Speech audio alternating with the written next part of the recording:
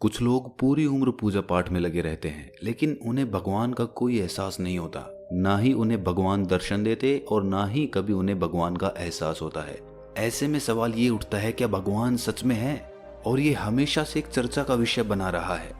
इस सवाल ने इंसानों को भी दो कैटेगरीज में डिवाइड कर दिया है, एक आस्तिक और दूसरी नास्तिक।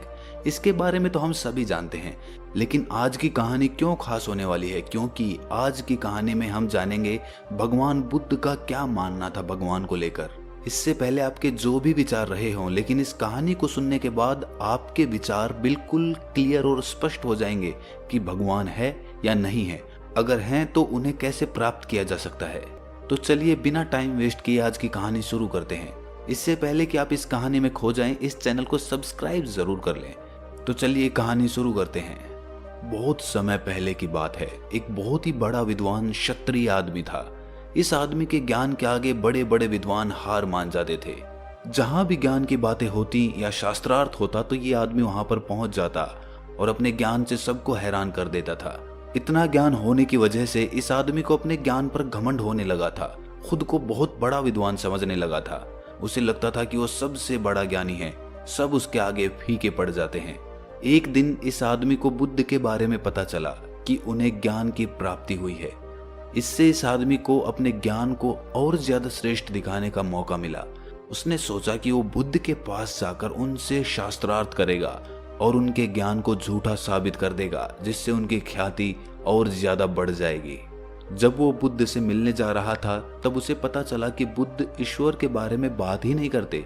तब उसने एक योजना बनाई कि वो बुद्ध से ईश्वर के बारे में ही पूछेगा। वो बुद्ध के आश्रम में पहुंचकर उनके पास गया और उनसे कहा, हे बुद्ध, मेरा नाम बोरंग का पुत्र है। मैं एक क्षत्रिय हूं और मेरा एक प्रश्न है जिसका उत्तर आज तक कोई नहीं दे पाया है।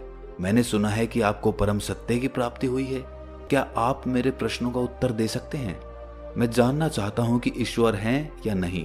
बुद्ध मुस्कुराए और बोले, क्या तुम सच में ईश्वर के बारे में जानना चाहते हो या फिर अपने ज्ञान का प्रदर्शन करना चाहते हो? वो आदमी बोला, हे बुद्ध, क्या आप मुझे मेरे प्रश्न का उत्तर नहीं देंगे? बुद्ध ने कहा, मैं तुम्हारे सारे प्रश्नों का उत्तर दूंगा, लेकिन क्या तुम इनके जवाब के लिए कुछ दांव पर भी लगा सकते हो? क्योंकि ऐसे प्रश्नों का उत्तर सहज नहीं मिलता है। यह आदमी अपने घमंड में इतना चूर था कि ये अपने आप को ऊंचा साबित करने के लिए किसी भी हद तक जाने को तैयार था। इसीलिए उसने बिना सोचे समझे बुद्ध से कहा कि आप जो भी बोलेंगे मैं वो करने के लिए तैयार हूं, लेकिन आपको मेरे प्रश्न का जवाब देना होगा। मैं आपको धन संपत्ति सब कुछ देने के लिए तैयार हूं, अगर आप मेरे सवाल का उत्तर दे देते हैं तो। बुद्ध मुस्कुराए और बोले, मुझे ये सब नहीं चाहिए। आदमी ने कहा, फिर क्या चाहिए आपको? बुद्ध ने कहा, तुम्हें 2 सालों तक मेरे पास रहकर मौन धारण करना होगा। अगर तुम ये कर लेते हो तो मैं तुम्हारे सारे प्रश्नों का उत्तर दे दूंगा। ये सुनकर उस आदमी को बहुत बड़ा झटका लगा।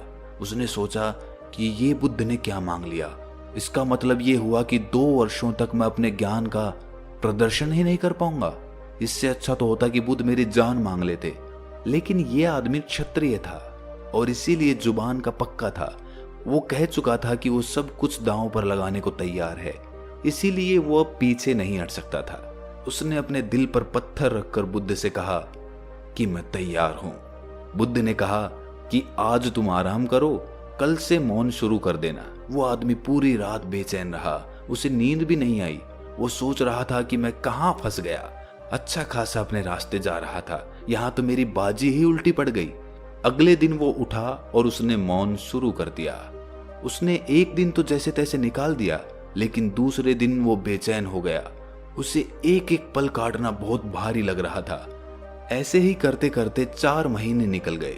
वो बुद्ध के शिष्यों को उनसे प्रश्न करते देख जवाब देने के लिए बहुत व्याकुल हो जाता था। इन 4 महीनों में वो बहुत बदल गया था। उसे अब क्रोध आने लगा था, लेकिन कुछ बोल नहीं पाता था। वो हमेशा गुस्से में लाल रहता, जैसे शुद्ध बुद्ध खोदी हो। वो हताश और निराश होकर इधर उधर देखता रहता। एक दिन वो बड़ा सा पत्थर लेकर बुद्ध के पास गया और उसे वहीं पर पटक कर वहां से चला गया।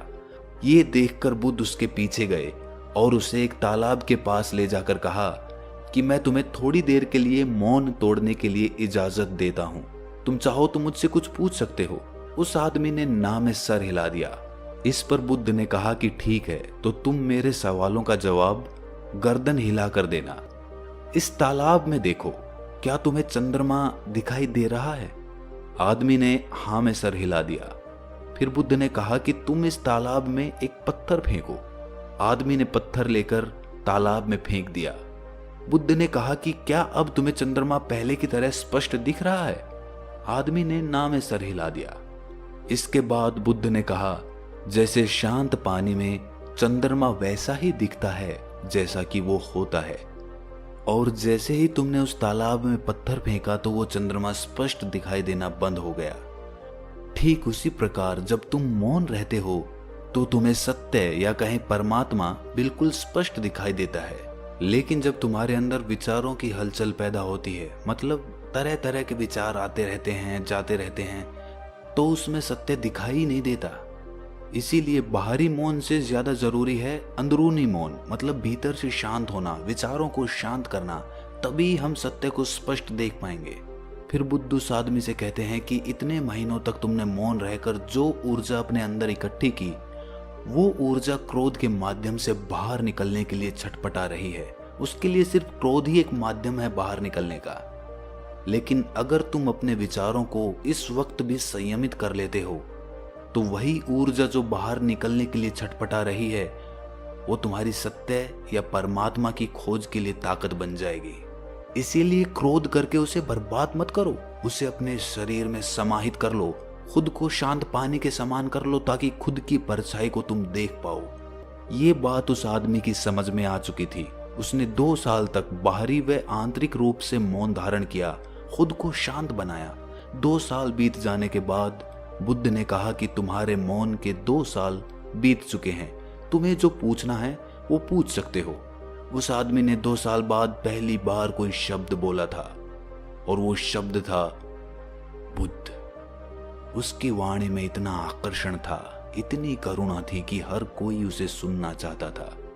तब उस आदमी ने कहा कि हे बुद्ध, जब मैंने आपसे उस समय प्रश्न किया था, तब मैं खुद को एक श्रेष्ठ ज्ञानी मानता था, लेकिन अब मुझे पता चल गया कि खुद को ज्ञानी समझना ही मेरी सबसे बड़ी भूल थी। असल में जब मैंने सच्चे ज्ञान को प्राप्त किया, तब मुझे यही एहसास हुआ कि मैं तो कुछ जानता ही नहीं हूँ। परमात्मा की बसाई इस सृष्टि में कितने ही रहस्य छुपे हैं, और हमें लगता है कि हम सब कुछ पहले से ही जानते हैं। और इसी विचार ने मेरी जानने की क्षमता को बंद कर दिया था। पहले मैं बातें कर करके, हमेशा बक बक कर करके अपनी ऊर्जा को नष्ट कर देता था, लेकिन इन 2 सालों में मौन रहकर मैंने जाना कि मौन की ऊर्जा क्या होती है, मौन रहकर हमारे शरीर में कैसी ऊर्जा बनती है। ये मैंने इन 2 सालों में भली भांति जान लिया। शुरुआत में मैंने बाहरी मौन अपनाया था, लेकिन अंदर से मैं बहुत विचलित था। विचारों की एक बाढ़ सी आती रहती थी जो मुझे क्रोधित कर देती थी, लेकिन अपने दृढ़ संकल्प के कारण मैंने अपने मौन को नहीं तोड़ा, और कुछ समय बीतने के बाद मेरा वो क्रोध भी शांत होता चला गया और मैं अंदर से मौन हो गया। और उसी के बाद मैंने सत्य की या कहें परमात्मा की अनुभूति की। प्राचीन तिब्बत में लाओ त्सु नाम के एक बहुत बड़े भिक्षु रहा करते थे। एक बार एक आदमी उनके पास आया और बोला कि महात्मा जी, मैं आपके सत्संग में नहीं आ सकता, क्या आप मुझे एक वाक्य में पूरे धर्म का सार बता सकते हैं? तब लाओ त्सु ने कहा, मौन। इसके बाद उस आदमी ने पूछा कि मौन किस तरफ ले जाता है? तब लाओ त्सु ने कहा, ध्यान। और फिर उसने पूछा कि ध्यान किस तरफ ले जाता है? तब लाओ त्सु ने कहा, मौन। अगर हमारी इस कहानी को एक भी आदमी समझ लेता है तो इस कहानी को सुनाने का हमारा मकसद पूरा हो जाएगा। अगर ये कहानी आपको अच्छी लगी तो इस चैनल को सब्सक्राइब जरूर कर दें।